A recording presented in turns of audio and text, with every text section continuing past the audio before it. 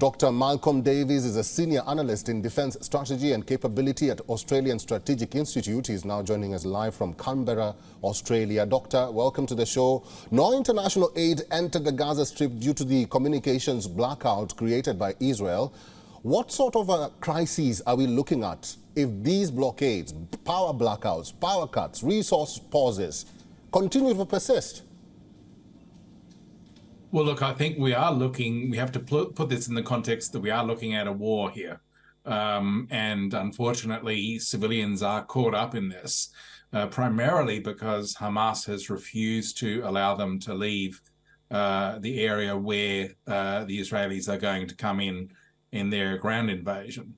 So we are looking at a very bad humanitarian situation.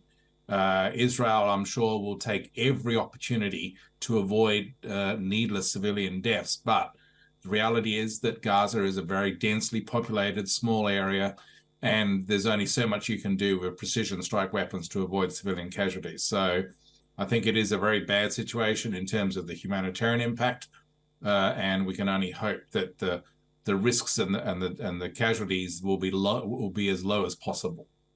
Doctor, there are reports from the health ministry in Gaza that at least 30 hospitals and health centers have shut down in Gaza since Israel started its war on the enclave. Could this be a tactic being used by Israel to try and enforce their notice to Gazans to move out of what they call harm's way or southwards? I doubt it. Look, I think what you're seeing is essentially hospitals and other services being shut down because of the lack of fuel flowing in to Gaza. And the reason that fuel is not flowing in is because Israel doesn't want that fuel then going to Hamas, which then can use that fuel to support its own war efforts. So I do think that this is an unfortunate circumstance, an unfortunate problem that has been created on the ground. But Israel is not going to essentially give aid to its enemy by providing electricity, fuel, water, that sort of thing, which Hamas would use rather than give to the Palestinian civilians. White House is pushing for a national security package of around $105 billion for supporting Israel and also Ukraine. Do you think President Joe Biden will succeed in getting these funds? And if he does, will that change the course of the war in any way? Oh, look, I hope he gets those funds because it's not just about Israel, it's also about Ukraine. And we cannot ignore the war in Ukraine. Ukraine has to win that and decisively defeat the Russians. And so therefore, the US and its allies in Western Europe need to continue to support Ukraine, even as this war in the Middle East gathers pace.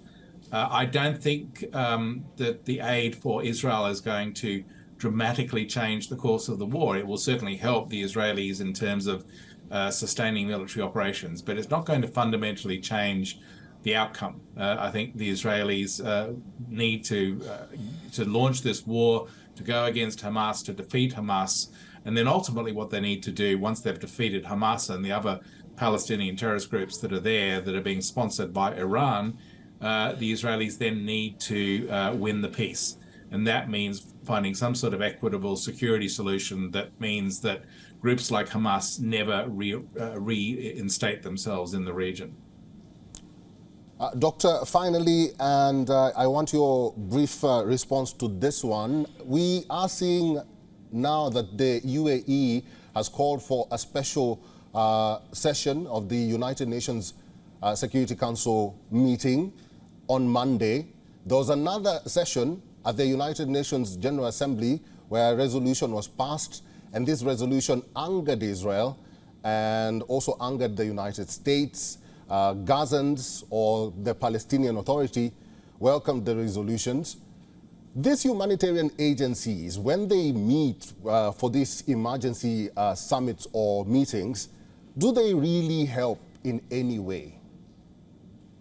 Well, that UN General Assembly resolution, the reason why the US and others, including Australia, for example, abstained was because it did not acknowledge that Hamas was the instigator of this crisis by launching those attacks on October the 7th. So it was seen as an incomplete resolution. And I think it's not helpful to have these sorts of resolutions at the UN General Assembly that essentially are very one-sided and very biased.